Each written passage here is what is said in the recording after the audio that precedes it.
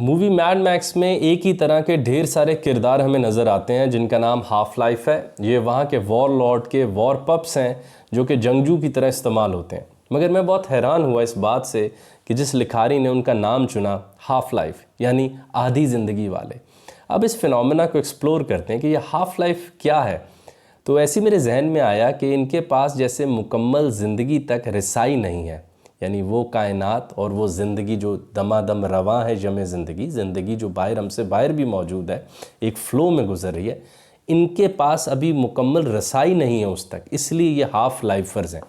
جیسے کہ کوئی کیڑا مکوڑا یا کوئی مکھی ہماری طرح ہی زندہ مخلوق، مگر زندگی تک رسائی نہیں ہوتی اس کی.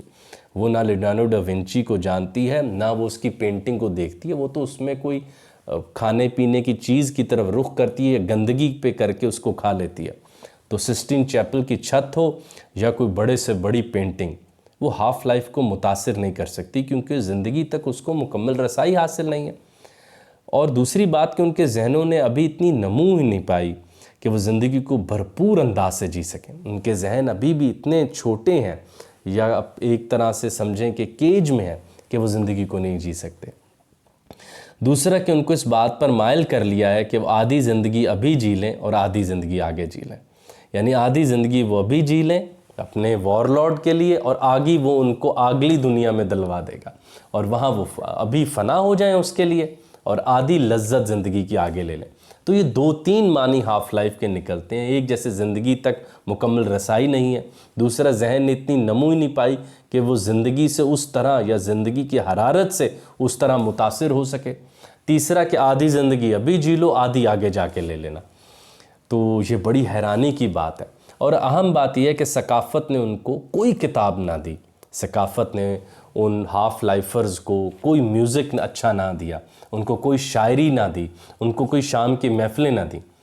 ان کو ثقافتی طور پر پہلے کے انسانوں سے صرف مشینز ملی ہیں، اور وہ مشینز کی پوجا اور پرستش کرتے ہیں کیونکہ جو مشینز ہیں وہ انسانی جسم سے زیادہ پائیدار ہیں، تو ان کی پرستش کیوں نہ کی جائے.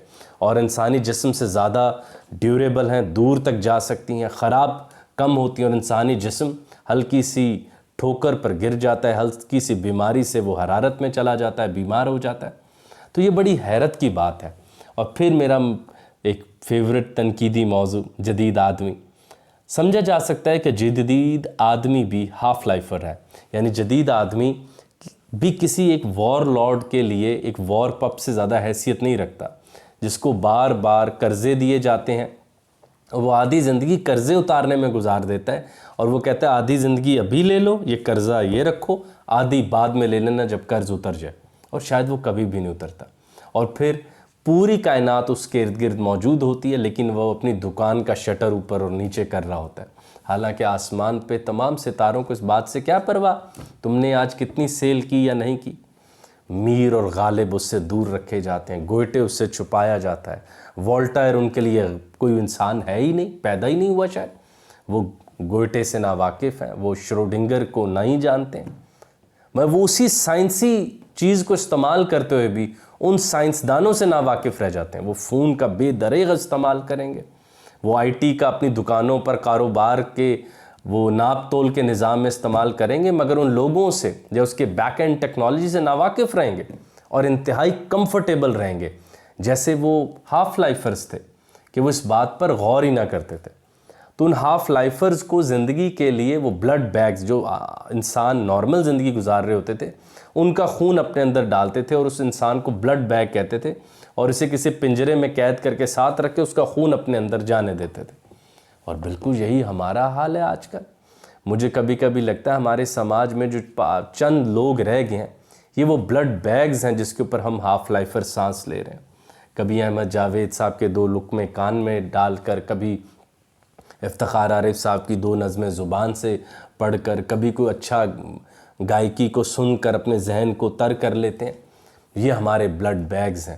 اور ڈھیروں کی تعداد میں، جیسے اس مووی میں ہاف لائفرز ہیں، ڈھیروں کی تعداد میں ہم زندہ لاشیں جو کہ چوپاہوں سے بدتر ہیں، اور چند بلڈ بیگز جن کو ہم سک کر رہے ہیں. کیونکہ ہمارے سماج نے جس کثرت سے روزانہ کی بنیاد پر ٹک ٹاکرز کو مشہور کرنے کا ایک بیڑا اٹھا لیا ہے، اور اپنے سماج کے سیکولر ہیروز یا مذہبی ہیروز سے فاصلہ اختیار کر لیا۔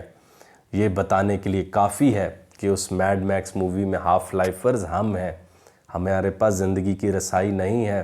آرٹ، میوزک، شاعری، نغمے، گیت، ترنم، باہر کھلنے والے پھول، بہار، الفاظ اور ان سے پیدا ہونے والی آوازیں ہمارے لیے سب بے معنی ہیں۔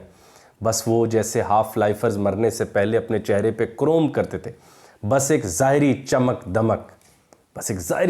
دمک فوراً دے دو مجھے، میں متاثر ہو جاؤں گا۔ بس ایک وہ ایسے اچھلتی ہوئی ویڈیو یا ایسے آنکھوں کے آگے لپکتا ہوا کوئی نغمہ یا بس کوئی سطحی سی بات جس پر ذہن کو زور نہ لگانا پڑے۔ ان ہاف لائفرز پہ بھی ان کے ذہن نے وہ نمو نہیں پائی تھی کہ وہ زندگی سے اس طرح متاثر ہو سکیں۔ وہی ہمارا حال ہے کہ لاکھوں کتابیں اس دنیا میں موجود ہیں لیکن اب ہمیں متاثر نہیں کرتی۔ ہم وہی چیپ ہپنوسس دیکھنا چاہتے ہیں جو فیس بک ریلز یا ٹک ٹاک کی ویڈیوز کے اندر ایک انجانا ایول سحر ہوتا ہے، اور ہم نے اپنے ذہنوں کو اس سحر کی تحویل میں دیا ہوا ہے۔ اب بڑے سے بڑا میں میر کا شعر سنا دوں، سراج اورنگ آبادی کی نظم سنا دوں، کان نہیں اس طرف جاتا، وہ اتنا زیادہ اس سحر میں مبتلا ہیں۔ تو ہم ہاف لائفرز ہی تو ہیں۔ اور آپ دیکھیے کہ باقی جو کچھ آزاد ہیں وہ معاشی طور پر انہوں نے ان کو ایسے گھیرا ہوا ہے کہ کہا ہے کہ آدھی زندگی ابھی لے لو، آدھی بعد میں لے لینا۔ تو جو ابھی گزر رہی ہے وہ اتنی تلخ ہے کہ بعد کی زندگی ہاتھ ہی نہیں آتی۔ تو وار لارڈ بڑا ہوتا جاتا ہے، وار پپس مرتے جاتے ہیں، اور میڈ میکس میں جس خوبصورتی سے اس جدید دور کی یا جیسے ہماری زندگیوں کو پکچرائز کیا گیا ہے وہ قابل ستائش ہے، بلکہ بہت زیادہ قابل تعریف ہے۔ بھائی اب ہم میں تو اب اتنی بھی ہمت نہیں کہ ہمیں جو مار پڑ رہی ہے ہم اس کی چیخ اس طرح کی نکالنے کے دوسرے ہماری طرف دیکھیں۔ ہماری حصے کی چیخیں بھی انہی کو نکالنی پڑتی ہیں جن کو ہم نے دشمن ڈکلیئر کیا ہوا ہے۔ وہی ہمارے حصے کا ماتم اور رونا دھونا کر رہے ہیں کہ بھائی اب ان کو کم مارو، یہ چیخ ٹھیک نہیں رہے، یہ تو کھلکھلا کے ہنس رہے ہیں اس اذیت میں، اصل میں یہ رو رہے ہیں، ہم تمہیں بتا رہے ہیں۔ تو بھائی ہاف لائفر مت بنے، مکمل زندگی تک رسائی حاصل کریں، بھرپور طریقے سے زندگی جئیں، اپنے ذہنوں کو نمو پانے دیں، ان ذہنوں میں وہ تمام رنگ اور خوبصورت صوت، آوازیں اور ہنر آنے دیں جس کے بعد مکمل کائنات آپ کے ہاتھ لگتی ہے۔